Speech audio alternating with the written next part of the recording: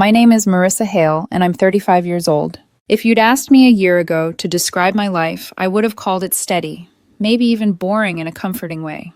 I like systems, structure, things that can be counted, categorized, or at least predicted. I built my entire adult life one solved ticket, one on-time bill, one careful, methodical decision at a time. I've been a software developer for 7 years at the same mid-sized company. Nothing flashy, no tech founder mythology. No, I'm building the next big disruptor nonsense. Just solid, reliable work. I write code. I solve problems. I come home at a reasonable hour and heat up leftovers without guilt. For almost 4 years, I thought my boyfriend Evan appreciated that about me. My reliability, my presence, my ballast. We met through mutual friends, clicked easily, and moved in together after 18 months. He works in marketing at a downtown firm, always talking, always networking, always positioning himself 2 steps ahead of where he actually was. We used to feel balanced. His sparkle, my grounding, his ambition, my steadiness. At least, I thought that's what we were. About 6 months ago, things started changing. Not suddenly, more like a slow drip from somewhere behind the wall. The first signs were small comments Evan made when he got home from work. "You ever think about aiming higher, Marissa? Don't you want more than this?" I would brush them off, say I was content. Not complacent, content. There's a difference, but Evan never seemed interested in that nuance. He'd roll his eyes, change the subject, or start listing people he knew who were really making moves. Sometimes he'd casually bring up his ex-girlfriend, Sabrina Walsh, the one who'd become a senior director at 32. "Say what you want about Sabrina," he'd say. "She always pushed herself." It wasn't subtle, it wasn't accidental, but I let it slide. Then the comments sharpened. One night, he chose a restaurant that was too pricey for a random Tuesday. He spent half the dinner talking about a colleague who'd just been promoted, also 32, naturally. Evan cut into his steak and said, "That could be you if you actually pushed yourself." I exhaled slowly. "I'm fine where I am." "That's the problem," he said. "You're always fine. You never want more." "I want enough," I said. "That's not the same as wanting nothing." He put his fork down.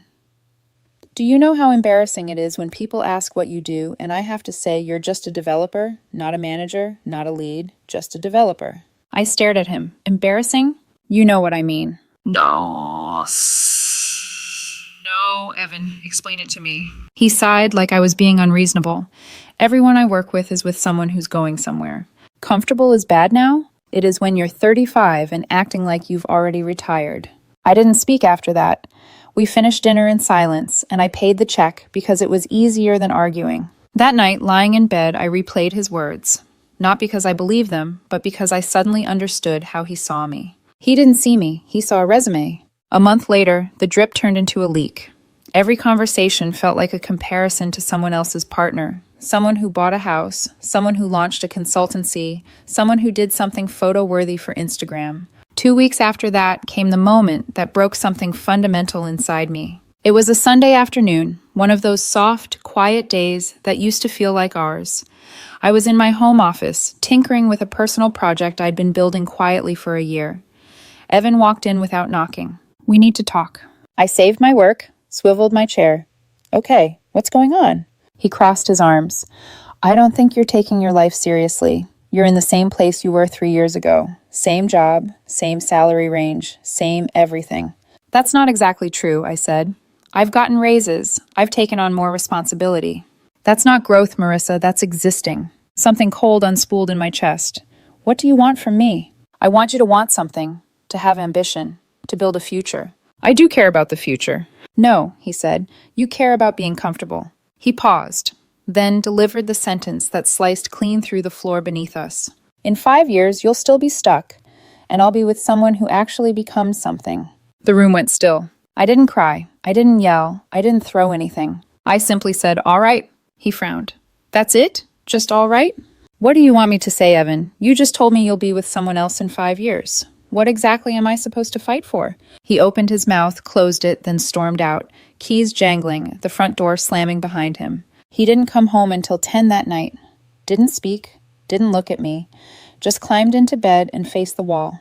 I stayed awake in my office, staring at the ceiling and thinking, not about his words, but about my own life, my own choices, my own future. When morning came, I woke early. made coffee, walked into my office as sunlight cut across the hardwood floors. On my desk sat the document I had forgotten to put away. The offer letter, dated 2 months from now. A senior architect position at one of the major tech giants. Double my current salary. Equity. A signing bonus that would have made Evan dizzy. I'd accepted it 3 days before Evan told me he'd outgrow me in 5 years. I had meant to move it into my drawer the night before, but after his words, I'd simply forgotten. I left for work, came home around 7. Evan was sitting at the kitchen table, pale, silent, the document in front of him. His hand trembled as he lifted it. Marissa, what is this? I set down my bag. You read it? This is dated 2 months from now, his voice cracked. This is a senior architect position at... He said the company's name, stunned. Marissa, this is huge. Yeah. You never mentioned this. Not once. I was waiting for the right time. The right time? His voice went sharp. We've been together 4 years. You make a massive career move and you don't tell me? You told me I'd be stuck in 5 years, I said softly. Didn't seem like you cared what I was doing. His face fell. He looked down at the paper again. His hands were still shaking. And in that moment, I realized something. It wasn't just that Evan didn't believe in me. He had never even imagined a version of me that didn't revolve around his expectations. Evan didn't say anything for a long time. He just stared at the offer letter like it was written in a language he didn't understand, like it contained a version of me he had never bothered to imagine. When did you accept this? He finally asked. Last week? His throat moved as he swallowed. Before or after our conversation on Sunday? Before. He went still, completely still. I watched the realization settle over him, that while he had been telling me I lacked ambition, I had already secured one of the most competitive positions in the entire industry. That while he was comparing me to Sabrina or his colleagues, I was quietly building something he had no part of, no insight into, no control over. Why didn't you tell me? He whispered. Because it wasn't about you, I said. This was my decision, my career. I'm your boyfriend, he snapped. This affects both of us. I met his eyes. Does it? Because the way you've been talking, it sounds like you already have 1 foot out the door. He didn't have an answer for that. For the next few days, Evan tried to pretend nothing had happened, as if he hadn't thrown a grenade into the middle of our relationship. He made coffee for me in the mornings. He brushed his hand against my back in the kitchen. He asked about the new job, said he was proud of me, said he'd always known I had potential. But something inside me had already gone quiet. You don't come back from hearing the person you love tell you, in a calm, matter-of-fact tone, that they see no future with you unless you become more impressive. His kindness felt like a performance, a correction, a last-minute rewrite to a narrative he suddenly wanted to win again. A week later, he sat me down on the couch. I think I need to apologize, he said. I looked at him steadily. For what specifically? For what I said on Sunday, he murmured, about you being stuck. That wasn't frustration, I said. That was how you actually see me. He looked down. I just wanted you to want more, he said. I did want more, I replied. I was working toward it. You just didn't notice because it wasn't happening on your timeline, and it wasn't designed to impress your coworkers. That's not fair, he said quietly. What's not fair, I said, my voice still calm, is telling your partner they're going nowhere while they're quietly building something you know nothing about. What's not fair is making someone feel small because they don't perform their ambition the way you want them to. His eyes filled, not theatrically, not manipulatively, just real, raw fear. I don't want to lose you, he whispered. You already did, I said. You lost me the second you said you'd be with someone else in 5 years. I didn't mean it like that. Yes, I said softly, you did. He didn't argue, and in that silence, I knew he understood. 3 days later, while he was at work, I packed my essentials into 2 suitcases and left. I found a short-term rental near the headquarters of my soon-to-be new job. The apartment wasn't much. White walls, narrow kitchen, floors that creaked. But it was mine. I left a note on our dining table. I'll come back for the rest later. I need space. Please respect that. He didn't respect it. That evening, he called me 50 times. Texts, missed calls, voicemails I didn't listen to. Finally, I sent one message. I need space. Please don't come tonight. He didn't come. But 3 days later, he showed up at my new place. I don't know how he found the address. Maybe he checked old emails. Maybe he scanned my location. Maybe he asked a mutual friend. He stood there on my doorstep looking exhausted, hair messy, eyes red, shoulders slumped. Can we please talk? He asked. We've talked, I said. There's nothing left to say. I made a mistake, he said. I know I did, but you can't just throw away 4 years because of one stupid thing I said. It wasn't one thing, Evan. It was months of making me feel like I wasn't enough. I don't see you that way, he said quickly. You do, I said. You have for months. Finding out about the job didn't change how you feel. It just changed how you act, because now I'm worth more in your eyes. He rubbed his face with both hands, frustrated. What do you want me to say? Nothing, I said. I want you to let me go. He stood there for a long moment. Then he stepped back. I'm sorry, he whispered. And he left. That was the last time I saw him in person for a while. The next few weeks were strange, like living between two versions of myself. The one Evan had talked down to, and the one this new job seemed poised to recognize. I threw myself into preparing for the transition. I met with my new team. I dove into architecture documents and onboarding materials. It all felt like stepping out of a fog. Then, a few weeks into the separation, Evan texted. It was late on a Friday. The message was long, confessional, a ramble of apologies and regrets. He said he'd started therapy. He said he realized he'd projected his own insecurities onto me, his fears of falling behind, of not measuring up, of comparing himself to people like Sabrina Walsh, the ex who now had a title that made him feel small. He said he'd taken his fear out on me. I see now that you were never the problem. You were growing, just quietly, and I was too busy comparing you to everyone else to see what was right in front of me. He asked if we could meet for coffee, just to talk, just to get closure. I stared at the message for a long time. Then I typed, I appreciate the apology, but I think it's best if we both move forward separately. I wish you well.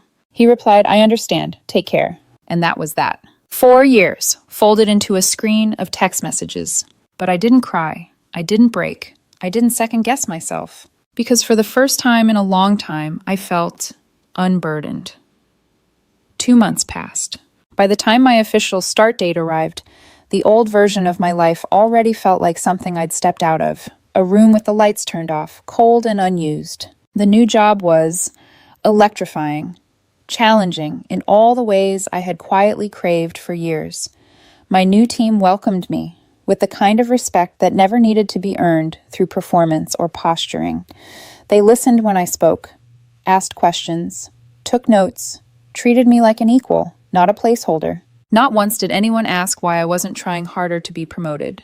Not once did anyone imply my value was attached to how quickly I climbed.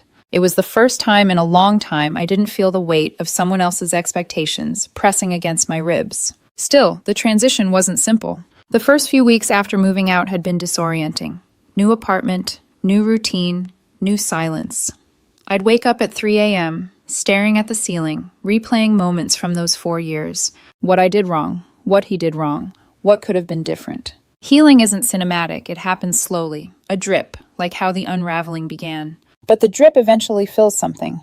I started going to the gym again, started cooking new recipes instead of batch reheating old ones, started walking to work early just to watch the sunrise between the buildings. My life began to expand without needing anyone's permission. 3 weeks into the new job, Evan texted again. It was late on a Friday, and I could tell he'd been drinking. The messages were longer, looser, more vulnerable. He said therapy was hard. He said he'd finally realized how cruel his comparisons had been. He said he'd spent years feeling inferior next to people like Sabrina Walsh, his ex who had been promoted so young, and instead of dealing with that, he projected it onto me because I was safe. You were always steady, he wrote, and instead of appreciating that, I resented it. I felt behind, so I needed you to feel behind too.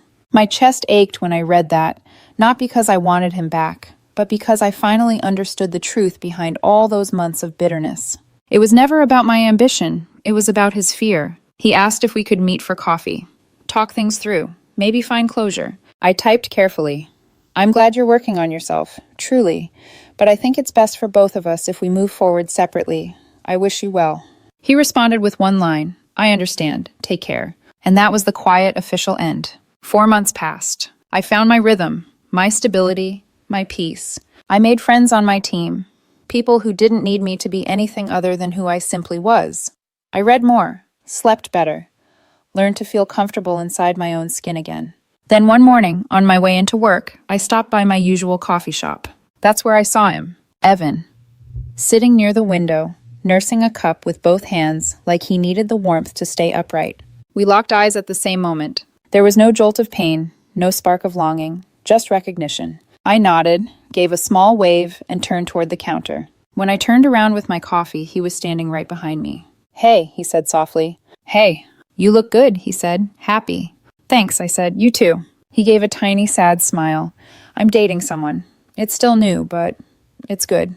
"That's great," I told him, and I meant it. "I'm happy for you." He hesitated. "Are you seeing anyone?" "No," I said, "just focusing on work, on myself." He nodded slowly. "I really am sorry, Marissa, for everything." "It's okay," I whispered. "Really, it took time, but yeah, it's okay." "Is it?" he asked quietly. I held his gaze. We weren't right for each other, that's all. He smiled, but the smile didn't quite reach his eyes. "I guess not." We stood there in a silence that used to be comforting, but now felt like standing in the doorway of a house that wasn't ours anymore. "I should get to work," I said. "Yeah," he replied. "Me too." We hugged, briefly. The kind of hug you give someone you once loved deeply, but no longer belong to. Then we stepped back, and that was it. I walked to my car, coffee warm in my hand, the morning sun soft across the pavement. I didn't feel sad. I didn't feel vindicated. I didn't feel triumphant. I just felt free. Free from the weight of his expectations. Free from the grip of constant comparisons. Free from the quiet, suffocating pressure to prove my worth. I'm 35, single, thriving in my career. And for the first time in my adult life, I feel like I'm finally standing on my own timeline, my own terms, without apology. Evan was right about one thing. In 5 years, everything will be different. But not because I was stuck. Because I finally stopped trying to be someone else's version of enough and started becoming my own.